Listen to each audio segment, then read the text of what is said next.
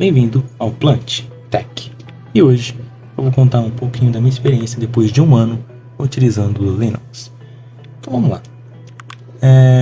Primeiramente, quando a gente fala de Linux, a gente tem que entender que o Linux não é o Windows, né? São sistemas diferentes, o uso diferencia bastante, e que o Linux também não é exatamente um sistema operacional. O Windows, quando você instala ele já vem meio que completo, com tudo interligado, né? É como se fosse uma placa de metal. O Linux já digamos que é um quebra-cabeça, né? Bom, isso é devido ao Linux ser um kernel. O kernel nada mais é que um núcleo, literalmente essa é a tradução. É a base de todo o sistema operacional e todo usuário deve saber disso. Por quê? Porque o kernel, né, que é ele que comunica, né, ele que intermedia as comunicações. Ou seja, ele lá fala lá para a aplicação que está rodando este processador. A memória disponível é essa. Aí a aplicação pergunta para o kernel pergunta para a aplicação e vice-versa. Cada um se comunica entre si. E é por isso que há tantas diferenças entre o Linux e o Windows. Uma das coisas mais interessantes sobre o Linux é também sua filosofia open source, ou seja, código aberto. Isso diferencia muito do Windows, porque o Windows ele é pensado como um sistema fechado em que apenas a Microsoft tem o direito de fazer alterações no sistema. E aí, por isso que o Linux tem algumas vantagens nesse quesito. Eu botei até essa frase aqui do Linus Torvalds, que é o criador do Linux, caso você não saiba. Ele disse que falar é fácil, me mostre o código, né? Interessante essas coisas que existem. No Linux também tem muita diversidade, né? Primeiro que não existe um sistema único. Existem diversas distribuições Linux e cada um tem sua peculiaridade. Muito diverso. Aqui na imagem que eu deixei, temos aqui diversas distribuições, tipo o Chrome OS. Ele não é exatamente um Linux, mas dá para dizer que é um Linux, não é? Bom, e aí você vai se perguntar o que isso tem a ver com você? Qual que eu escolho, né? Bom, varia muito de usuário. É uma das distros mais conhecidas, né? Para quem nunca ouviu falar de Linux, é o Ubuntu.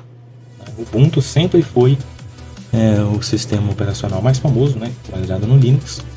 Mas hoje em dia ele perdeu espaço para o Linux Mint, né? O Ubuntu ele era a porta de entrada para novos usuários do Linux. Todo mundo que começava a usar Linux antigamente, com certeza iria utilizar o Ubuntu como o primeiro sistema operacional. Ele foi um dos primeiros sistemas a entregar uma experiência de usuário bem considerável, de qualidade extrema. E hoje ele perdeu espaço para o Linux Mint, principalmente porque o Ubuntu, quando ele começou, isso eu vou falar mais para frente, ele usava uma interface mais simples, né? É uma interface própria, criada pela própria empresa responsável pelo Ubuntu, que é a Canonical. E a Canonical abandonou esse projeto e passou a utilizar outra interface gráfica, né? Muita gente não gostou, abandonou o sistema. Não é exatamente só por isso, né? Tem muitos outros fatores. Mas a razão majoritária pelo abandono do Ubuntu em detrimento do Linux Mint é este. Então, precisamos falar sobre desktops, né? As famosas DS. Bom, tem três famosas aqui, né? Na imagem tem a linha cronológica, né, de cada uma. Eu não vou falar de todas, né? Eu vou falar das principais aqui, que são o GNOME, o KDE, o Cinnamon e o Unity. Aí você vai me perguntar que nomes estranhos são esses e o que isso tem a ver depois de um ano utilizando o Linux, né? Mas o que você precisa saber tudo isso para ficar familiarizado com o sistema. O Unity, como eu citei agora há pouco, era um sistema muito popular. Ele realmente mudou a cara do Ubuntu, né, quando ele foi apresentado. E aqui você vê que ele é realmente um sistema bem fluido. Menus, todos os sentidos. Barra lateral, integrado. A barra de título. Fica difícil de explicar, mas como vocês estão vendo aí na tela, né, o Ubuntu, quando ele usava o Unity, ele era bem fluido. Isso você pode ter bem certeza. Ele foi bem popular. Hoje em dia até existe uma distribuição que usa ele ainda, mas ela é continuada por um garoto, né, lá da Índia. Mas é oficial, considerado oficial, sim. Bom, temos o GNOME. O GNOME é inspirado macOS, né? Pelo menos a usabilidade, né? Ele é muito popular. Dentre as distribuições ele é muito popular, assim como também o KDE, que eu gosto de chamar ele de infinitas possibilidades, né? Porque não tem limite do que você pode fazer com o KDE, não tem mesmo. Você pode transformar ele em macOS, igual o vídeo que eu fiz aí, podem perceber, pode pesquisar aí, ó, vou deixar o vídeo no card e vou deixar um trechinho passando na tela também para vocês verem que é incrível, o KDE realmente é minha preferidinha. Mas tá, o que isso tem a ver com o Pinguim, né? O que isso tem a ver com Linux, Windows, e aí, o que isso tem a ver? Bom, para começar a falar de Windows, precisamos primeiro passar pelo Cinnamon, né? Antes de entrar lá.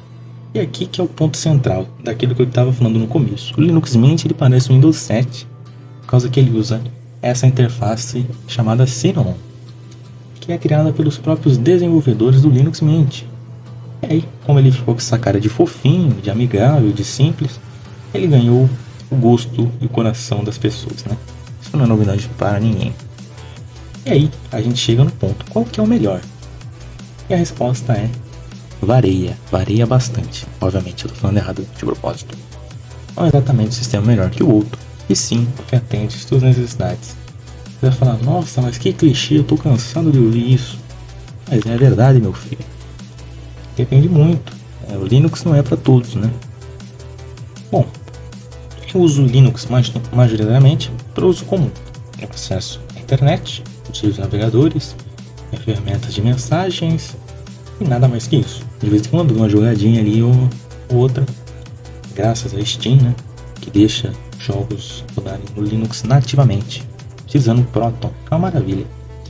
Para os jogos hoje em dia, digamos ok, desenvolvimento é muito bom, mas até dispensa um pouco o uso do Linux puro para quem conhece o WSL para ter desenvolvimento, né? O Gabe Newell, que vocês bem conhecem, ele é responsável por tudo da Steam, e em 2013 ele já cravava o Linux como futuro da jogatina, como futuro do mundo gamer.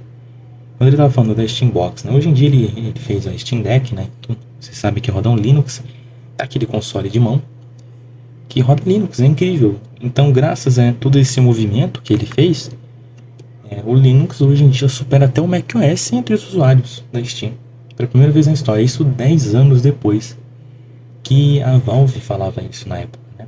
Que o CEO da Valve falava isso. Mas aí chega num ponto crucial que afasta todo mundo do Linux, né? Pelo menos a maioria das pessoas que tenta se habituar ao sistema. O Linux é mais difícil para o usuário comum. Isso é fato, não tenho o que falar. E muita coisa vai ter que ser reaprendido. Não adianta, vai ter que aprender de novo. Aí você vai se sentir um verdadeiro nerd. Aquele terminal maldito. Você vai xingar aquele terminal, que eu sei. Não é fácil. O Linux é difícil.